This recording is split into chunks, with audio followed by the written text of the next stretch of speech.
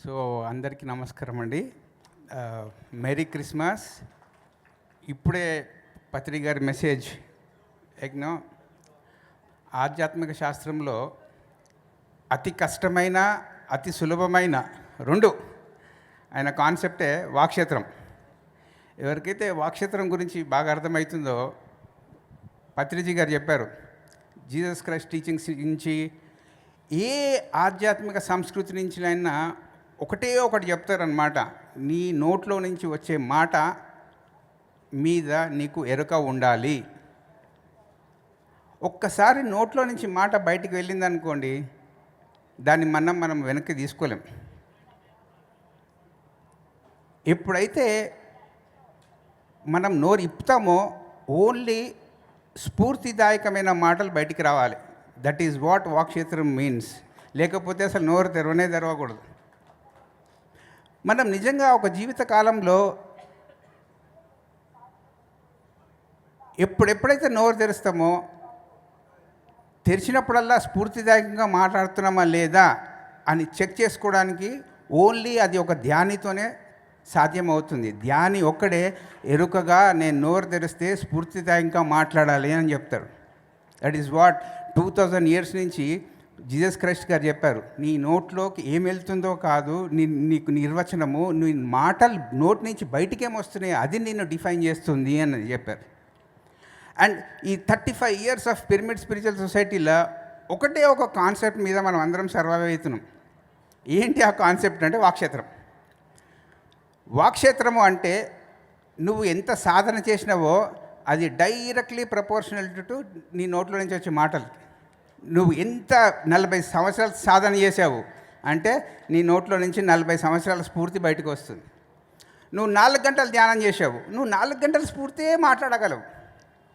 That is what is వాక్క్షేత్రం is all about. Patriji గారు 40 సంవత్సరాలు అందరికీ స్ఫూర్తిని ఇస్తూ మొత్తం ధ్యాన ప్రచారం చేయగలిగారు అంటే ఆయన ఎంత ధ్యానం చేశాడో ఎలా తెలుస్తుంది అంటే ఆయన నోట్లో నుంచి వచ్చే మాటల ద్వారా తెలుస్తుంది. నేను ఎక్స్పెరిమెంట్ చేశా.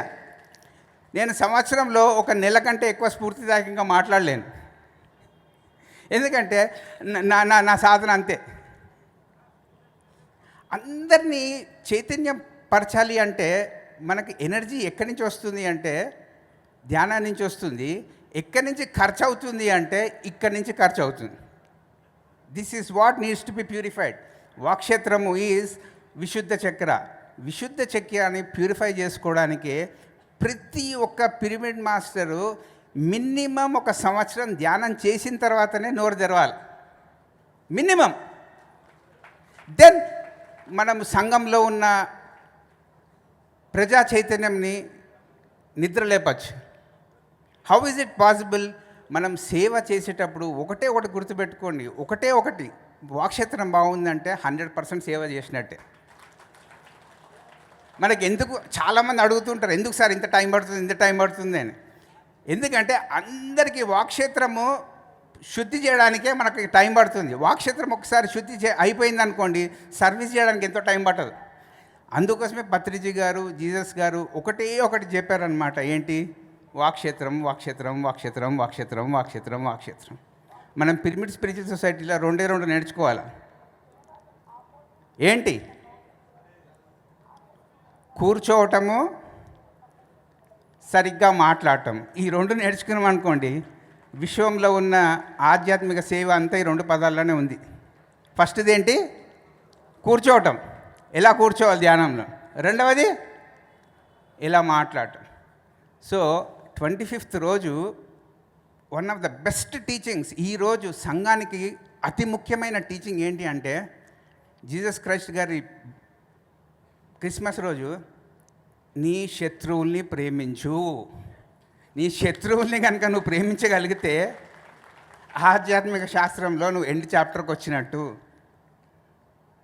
వేరే వాళ్ళని అసహించుకోవటంతో సరిపోదు ఒక ధ్యాని. ఎవరిని హేట్ చేయొద్దు అంటే సరిపోదు. ఎవరైతే నేను అసహించుకుంటున్నారో, ఎవరైతే నేను ద్వేషించుకుంటున్నారో వాళ్ళని ప్రేమించండి. అదే ధ్యానం నేర్పిస్తుంది.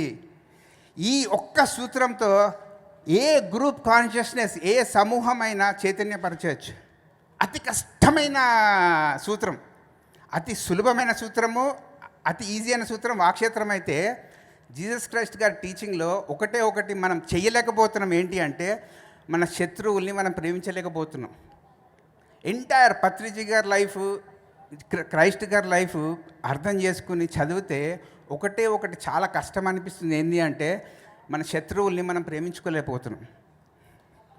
ఎప్పుడు ప్రేమిస్తాం మనం ధ్యానం చేసినప్పుడు? అట్లీస్ట్ 2026లో మన శత్రువుల్ని ప్రేమించి మనం అందరము నెక్స్ట్ క్రిస్మస్ రోజుకి అయినా క్రైస్ట్ గారికి, పత్రిజీ గారికి అది ఒక బహుమతిలాగా ఇద్దాం. That is what my message is in 2025.